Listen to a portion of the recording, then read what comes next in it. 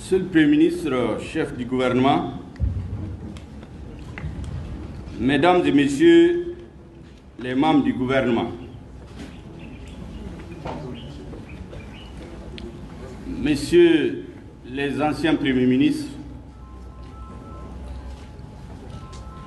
Messieurs les anciens présidents de l'Assemblée nationale, Mesdames et Messieurs les anciens ministres, amis, proches et sympathisants de Soumaïla, venus de l'extérieur, Mesdames et Messieurs les militants et sympathisants de l'URD et du FSD, Monsieur le Président, vice-président de l'URD, professeur Salikou Sanogo, Soumaïla Cissé n'est plus. Il s'est endormi du dernier sommeil. Le peuple malien est éploré. La classe politique est éplorée. La famille de Soumaïla est éplorée. Mais aurait-il pu en être autrement? Il est écrit que chaque âme goûtera la mort. À Dieu nous sommes, à lui nous ferons retour. De Soumaïla Cissé, je garde le souvenir du frère, du patriote, du grand serviteur de l'État, de l'homme d'État, militant ardemment, convaincu de la pertinence de ses choix et résolument engagé pour les défendre. Je garde de même le souvenir du cadre compétent qui, avec efficacité, a servi aussi bien à l'échelon national que sous-régional. En ces jours de profonde douleur, à son épouse si éprouvée, à ses familles biologiques et politiques si éprouvées, je présente mes sincères condoléances. Puisse le Tout-Puissant lui accorder le pardon et lui faire large part en ses jardins éternels. Mesdames et Messieurs, Soumaïla et moi, nos chemins se sont croisés en 2003, lorsque le président de la République a décidé de lui demander d'accepter de siéger au sein de la commission de l'UEMOA. À cette occasion, le chef de l'État m'avait envoyé spécialement avec des messages diplomatiques auprès de ses homologues des États membres de l'organisation sous-régionale. Quelques mois plus tard, en tant que ministre de l'Industrie et du Commerce du Mali, et Soumaïla en sa qualité de commissaire de l'UEMOA, nous nous sommes retrouvés dans les équipes africaines de négociation, aux conférences de l'Organisation mondiale du commerce et des ACP. À ces différentes occasions, j'ai découvert un cadre qui maîtrise parfaitement les dossiers, un homme d'une grande modestie et d'une humilité légendaire. Ses avis et conseils m'ont été d'un grand apport pour défendre avec succès l'emblématique dossier du coton en ma qualité de négociateur en chef, choisi par les pays africains et les pays les moins avancés face aux ministres des pays les plus développés du monde. Plus tard, en sa qualité de président de la commission de l'UEMOA, Soumaïla a révélé davantage ses qualités de grand panafricaniste, en donnant à l'organisation sous-régionale ses lettres de noblesse.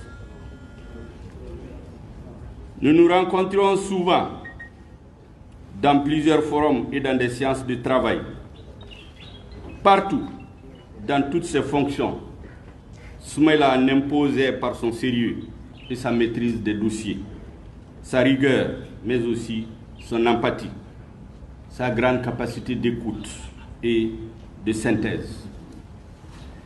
Quant à mon compagnonnage politique avec Soumaïla, il n'a véritablement commencé qu'en janvier-février 2012, lorsque s'est constitué spontanément un groupe de responsables politiques, décidés alors à appuyer le président de la République pour faire face à la grave crise qui venait d'éclater dans le nord du Mali au mois de janvier 2012. J'ai intégré ce groupe sur recommandation expresse de Soumaïla Cissé. Et depuis, nos chemins ne se sont jamais véritablement séparés.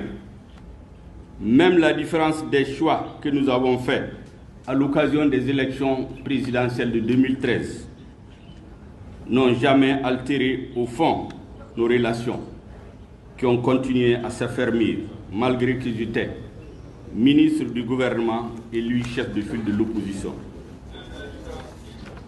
Mesdames et messieurs, à la vérité, mes relations politiques avec Soumaïla se sont véritablement raffermies et consolidées à l'occasion de l'élection présidentielle de 2018, surtout entre les deux tours de l'élection. En cette circonstance, malgré les pronostics qui lui étaient largement défavorables, à la suite de mon analyse de la situation sécuritaire du pays depuis des années, j'ai décidé de me tenir auprès de lui, à ses côtés, pour nous tenir la main dans la tempête, j'allais dire dans l'épreuve, pour faire face aux puissants vents contraires, dans la dignité, dans l'honneur, dans la fidélité à nos convictions, celle d'arriver ensemble avec d'autres patriotes, un jour proche ou lointain, à relever le Mali, notre pays, notre patrie, la patrie de nos aïeux, de l'abîme et de l'humiliation dans lesquels il se trouve. C'est cette ardente obligation de relever le Mali qui a été le ciment qui a fortifié nos relations. Depuis ces moments, j'ai acquis l'intime conviction que parmi les personnalités politiques de premier plan, Soumaïla fait partie de ceux sur qui les Maliens et le Mali peuvent compter pour apporter des solutions aux problèmes qui l'assaillent. Perte de souveraineté, vassalisation de la nation, faillite de l'État, partition de fait du pays, défense, sécurité, paix, développement économique et social, école, emploi, santé, réconciliation, concorde nationale, vivre ensemble, j'en passe. Depuis cette date, j'ai décidé d'être l'un de ses alliés politiques les plus sûrs, les plus fidèles, sur lesquels il peut compter en tout lieu, en toutes circonstances, jusqu'au rétablissement définitif de la souveraineté, de l'intégrité, de la dignité du Mali, de la paix et de la concorde entre tous les fils de notre pays. Mesdames et messieurs, c'est pourquoi, lorsque le tonnerre s'est abattu sur nous, en apprenant son enlèvement le 25 mars 2020, je me suis fait le serment de contribuer de toutes mes forces, aussi longtemps que nécessaire, aux côtés de sa famille, de ses amis, de son parti, l'URD, et de tous les mouvements, regroupements, plateformes et associations qui se battent pour sa libération, pour que sa situation d'otage ne tombe jamais dans la banalité et dans l'oubli. Aussi, la libération en octobre 2020 de Soumaïla Cissé, obtenue grâce aux difficiles mais courageuses prises de décision des autorités de l'État malien, auxquelles la famille vient de rendre hommage, a été largement bien accueillie par les Maliens. Cette libération a ravivé dans le cœur et l'esprit des Maliens l'espoir d'une prochaine sortie de crise. Hélas, mille fois hélas, le Tout-Puissant, l'Omniscient, en a décidé autrement. nous nous soumettons à sa volonté, tout en faisant le serment de rester fidèle à notre engagement, de rester fidèle aux relations solides que nous avons construites dans les épreuves, de rester fidèle à l'idéal que Soumaïla incarnait. Un Mali uni, indivisible, souverain, réconcilié, en paix et prospère. Mesdames et messieurs, une des qualités de Soumaïla qui fait de lui un leader contemporain, c'est qu'il n'est pas un idéologue dogmatique. Soumaïla est un pragmatique. Il cherche des solutions concrètes aux problèmes concrets qui lui sont posés ou qui sont imposés par les circonstances de l'histoire et du moment. À preuve, le parti qu'il a fondé et animé, l'URD. À preuve, le regroupement qu'il a fondé et animé, le FSD.